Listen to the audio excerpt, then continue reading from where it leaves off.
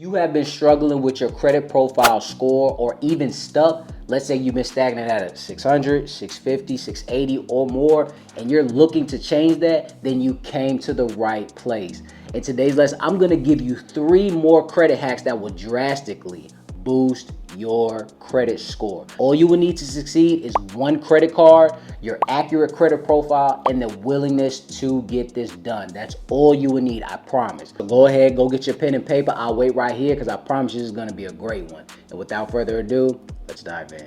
And before we get started, ladies and gents, I want to ask if you don't mind hitting that like button for me, as it helps my channel out a ton.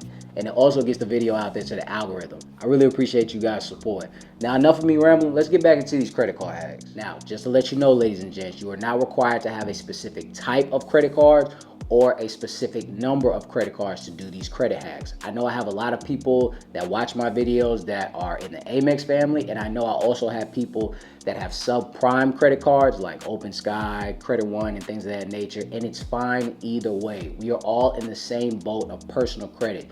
Nobody's above anybody. We can all do this together to raise our credit scores, all right? So I just want to let you know that before we continue on. Now, the first credit hack I want to get into is using strategic balance transfers. You can utilize this if you have multiple cards or just 1 credit card with a high balance or it's maxed out. You can utilize this if you have multiple credit cards or just 1 credit card with a super high balance. And you can simply shift the balance from one location to another location. Let me explain. Each month you pay the minimum balance of whatever the amount is on your high balance or maxed out credit cards, while the remaining balance is consistently affecting your credit score each and every month. Even if you don't have any negatives on your credit report, this will still hurt your credit score dramatically. Utilization is the second highest tier on the credit wheel, sitting at 30%. That's 30% of your score that's in the negative, ladies and gents. That's a lot. So what I want you to do is go look for another credit card.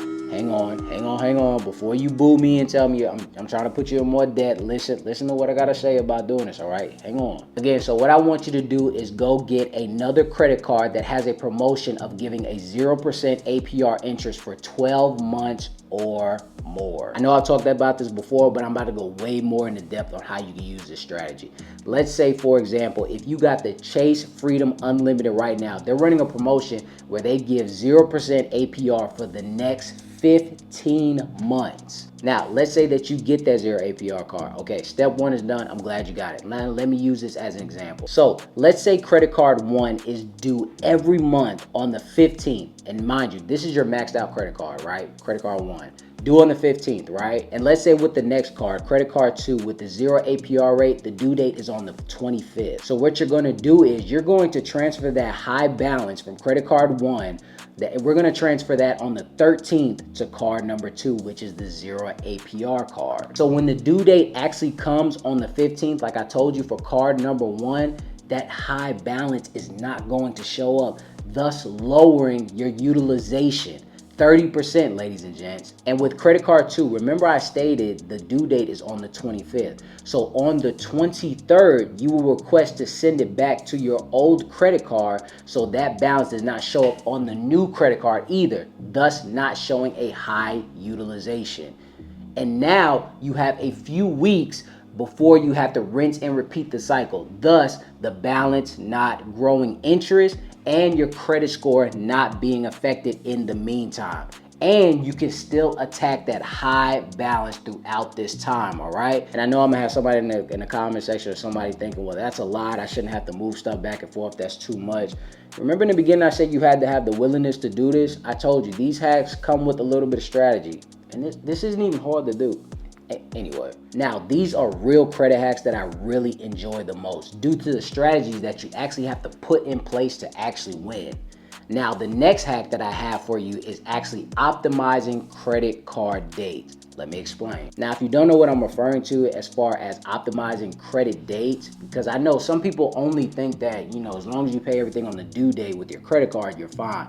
But I'm here to tell you, ladies and gents, it's more to it than just your due date. That's not even your most important date. Your most important date is your statement closing date, in which your statement closing date is when the credit card issuer reports your balance to what? The credit bureau. Now, let me give you an example on how this can affect you without actually knowing. Let's say your credit card is actually due on the 20th of every month, all right? The 20th. And you pay it faithfully. No problems, no equivocations. And you start using it the next day. So let's say you start using on the 21st, but your statement closing date is on the 25th.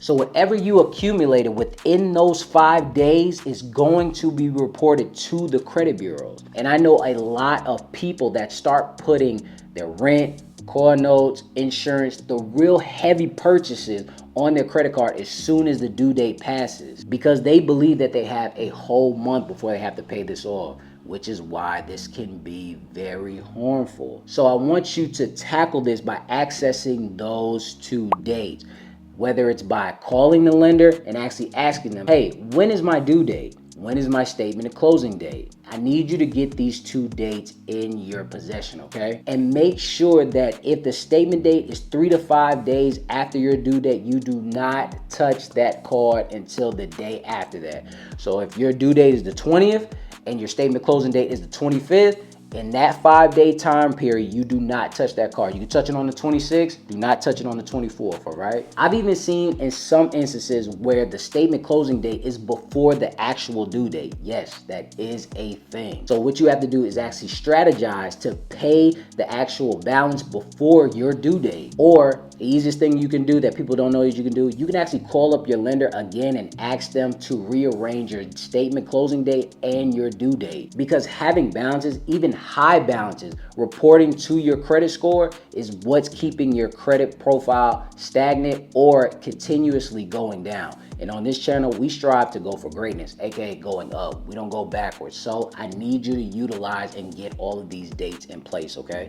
Please understand that. Something this simple can really hurt your credit score. So by using these 2 hacks, as you can see, it does take a little bit of brain power and it takes a little bit, again, of a strategy. But in the process, you are creating an actual skill, a skill of consistency and a skill of due diligence, all right? And also a skill of being organized. So I'm giving you a lot of gems just right here alone. But let's say you've been doing all this and let's say you actually had a hiccup. Let's say you missed a payment on your credit card. It totally slips your mind and now you have a late payment and you need to get it off. Well, that's where this hack comes in. Negotiating late payment. Trust me, I understand and I get it. I understand everything cannot be perfect at all times. I know financial hardship sometimes comes into play, thus causing you probably to receive that late payment. But I promise you, and trust me, it is not the end of the world. So what you're gonna do to actually remove this is not by disputing with the credit bureaus first, but you're gonna dispute with who? The original creditors. Why? You do this because when you dispute with the credit bureaus first, all they're going to do is do their fake investigation and they're going to contact your credit card issuer and ask if this late payment is accurate. And what they're going to do is they're going to come back to you 30 days later and they're going to give you a big fat "it's verified" letter. So let's go ahead and beat them to the punch. You're going to call that issuer and speak to a representative and you're going to let them know, hey, I was going through a lot of financial hardship at that time. It was a lot of things going on. That was the reason why I actually ended up missing that payment. But you also tell them, as you can see, this is not a consistent issue. I do not always have ongoing late payments and things of that nature. I always have a very positive track record. So the next thing that you're gonna do is kindly ask them for a goodwill gesture. And what I mean by goodwill gesture is meaning that you will let them know that this will never happen again and make sure that that payment is made. Again, you have to make sure that payment is made, ladies and gents. That is numero uno when it comes to this actually working. And that the actual credit card issuer will comply with the credit bureaus when they do their investigation. Once you have all your ducks in a row when it comes to that, and the issuer actually complies with this, your work here is done. Now you did your due diligence. Now what you're gonna do is dispute with the credit bureaus. And once the issuer complies with everything that you're saying, aka the goodwill gesture, once they do, now you can dispute with the credit bureaus. And in your letter, what I want you to explain to the credit bureaus is, hey, I see that this late payment is on my credit report and this is inaccurate. I remember paying this on time, or I was not 30 days late. I was maybe a day late or maybe 2 days late, but I was not over 30 days late. Can you please investigate this inaccuracy on my credit report? And even if you were 30 days past late or it was accurate, it's up to the credit bureaus to actually prove that. Make them do that investigation. But the dope thing about it, you don't even have to worry about it because you beat them to the punch by actually speaking with the original creditor before actually disputing with them. Thus, them not having any ammo to make sure that something is verified. So again, once they actually do their investigation and they say, hey, was this person actually late on this day, things of that nature, remember that goodwill gesture? The credit card issuer is going to comply and actually state that no, everything is accurate. They're not supposed to actually have that late payment on their credit report, thus getting this actually removed off of your credit. So yes, these hacks do take a little game planning, but these are actually the same tactics I used in the beginning to actually boost and rebuild my credit. And if you feel that you still kind of need a little bit more help, then schedule a one-on-one call with me. I promise you I'll get you squared away with everything and we'll go strictly off of everything going on in your credit report. And if you need any primary trade lines that's actually going to boost your credit score by 100 points or more, then click the link in my bio. But I'm curious to know what you guys think. Have you ever used this hack or are you going to use these hacks? Let me know in the comment section. I want to thank you guys for stopping by. And until next time, ladies and gents.